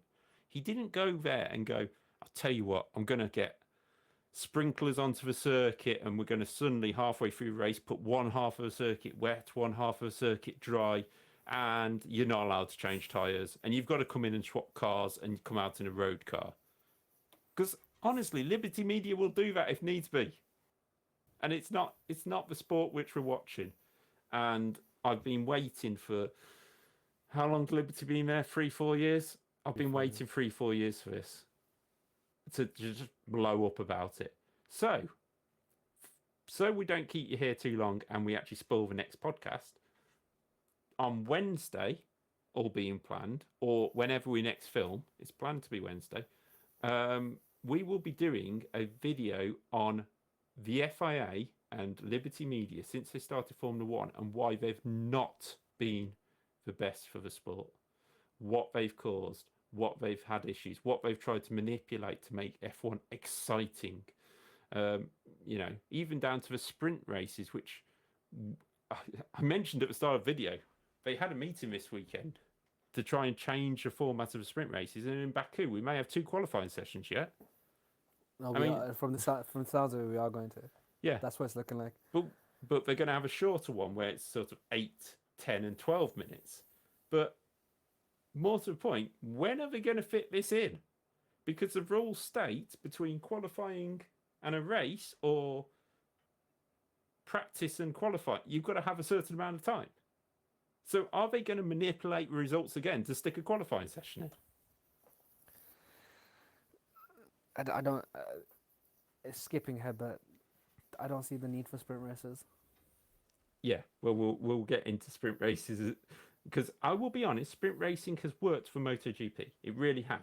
But the other thing with MotoGP is because of sprint races, you've now got 3 people on the sidelines because they've all got injured in sprint races. And they won't be back for a bit. So it's a bit of a different call. But anyway, that is hopefully lap 57 explained. I know we got a little bit ranty there. But in terms of Formula One, I'm going to say one thing. Get your act together. You will lose viewers if you take 35 minutes to make a decision that should be in the rule book. It should be there, clear as day. I think they've already lost viewers. Well, yeah, they have. But they'll lose people who are dedicated to the sport because of this farce. And it's weird because Melbourne had one of its best attendances ever this weekend. Last season and this season have been the best Melbourne attended races ever because it's never hit the heights of Adelaide because it wasn't a season finale, obviously. But Melbourne's getting to grips with this and really bringing Formula One to the people. But Formula One, and actually, we better jump on that because of the farce that the FIA and Formula One created. We ended up with people on the track at the end of the race because yeah. nobody knew when the race was finishing. You know, and it says everything because Wajid hasn't said a word to that Totally because forgot about he that. can't. But we Yeah, had totally fans climbing the fence and literally on the circuit on the slowdown lap, fans getting close to an unsafe Haas. Nico Hulkenberg had to perform a Kurz jump, or whatever they care to call it, out of a car to make sure, because it wasn't safe, but yet allowed it to be surrounded by fans. Wrong, Formula One. And don't blame Australia for it. You spent over half an hour deciding whether to grid back up for one lap drive round behind the safety car just so you could get a picture. A picture which I will add will not be used on this thumbnail. So there's one person you've lost using it, but you can't blame the yes, you can blame them for the security side of things, but you didn't even tell the people announcing in the park what was happening. They had already said the race was over, so everyone stormed down to get onto the track like they always do. And then you say, race teams, you cannot celebrate on the pit wall climbing the fence, but fans, feel free. I'm sorry, F1, sort your act together. Wajid, anything to add? No, but it's true. It's not. This isn't even about sort of old heads versus new heads, or I've been watching the sport for 30 plus years versus I'm just. It's not. It's not about that. It's like you can see on the telecast, like Sky trying to Sky Sports are struggling more and more to justify the it is in the FIA rule, but where? Like you can see more and more Sky Sports are struggling to justify things, and it's getting. If I want to watch entertainment, I'll watch WWE because you know what? WrestleMania this weekend was very entertaining. I don't watch F1. I don't watch F1 for that. No. If you just held your hands up, this could have all been solved if 2 years ago you held your hands up, said we made a mistake, and the results, and I'm gonna say it, the results were changed to what the results should have been changed to, or that it was managed a number of different ways. Yeah. Because that hasn't happened, we're having more and more farcical, whimsical, and entertainment driven endings. I'm gonna keep it less PG, but get your shit together, sort it out. Otherwise, like reports of Liberty Media wanting to sell for 8 billion profit. Well, Endeavor are buying entertainment companies. Maybe we should maybe I don't know. Maybe we Disney. should get or maybe What a Grand Prix around Disneyland. Maybe in Baku we should give the McLarens and the Hasses a one lap head start and see what the rest of the rest of the grid can do. I'd give them half. I'd give AlphaTauri 2 laps. That's how Yeah, slow they are. but maybe we should do that and watch the race like that. No, completely agree. Get the shit together. And if the FIA actually control the sport and own the sport, and they just sell the rights to Liberty Media, then get involved properly. Yeah, and I also agree. A lot of people may have said, "What about the team principals?" I also say the team principals have too much say in the sport. The rules. I've said multiple times. It's got to be, like you just said, the FAA who make the rules, and if you want to complain, the FAA have got to say it's my ball, it's my jumpers for goalposts. If you want to play, you're gonna have to play by my rules, or I'm taking the ball home. That has to be it. That has to be it. You sell the image rights to Liberty Media, fine. But at the end of the day, impartiality, rule implementation, and how the sport is governed should all be autonomously controlled by the FIA. And there's too much convolution. There's too much ass kissing. There's too much colluding. There's too much influence by too many people. I think I genuinely believe from next year there needs to be, whether there's a bargaining agreement or whatever. I think next year there just needs to be a collective reset. The FIA need to set out clear guidelines of, as media rights holders, this is what you guys do. As team principals and teams, this is what you're entitled to. But as the FIA, this is what we control. Yeah, we can't go any further. Rant over. Yeah, I think we're all finished on that one. So everybody, thank you. That has been a bit of a long podcast. As you saw, we probably wouldn't have had to go on that long without this delusional end to the race. Wajid, go on. No, I was just gonna say we probably will end up splitting in lap 57 and. Yeah, I might have to. But Wajid, thank you for joining us on this podcast.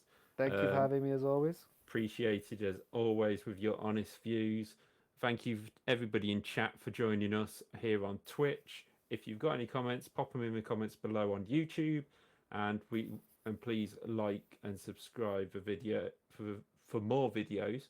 If you're over here on Twitch, we'll be on a little bit longer. We also have possibly a lot of content to come in the next few weeks, in terms of not quite this season, but generally historic stuff to do with Formula One. And as I say, possibly on Wednesday, from what we've been discussing, a little video on the FIA and Liberty Media and what we think they've done wrong for the sport over the last. Well, they get praised a lot for the right. Let's show what they've done wrong as well. As I say, thank you, Wajid, for joining us. And for now, it is goodbye, and we'll see you, if not in between, for the Azerbaijan Grand Prix preview in 3 weeks' time, I think it is. So it's end of the month. We will see you then. Goodbye. Peace.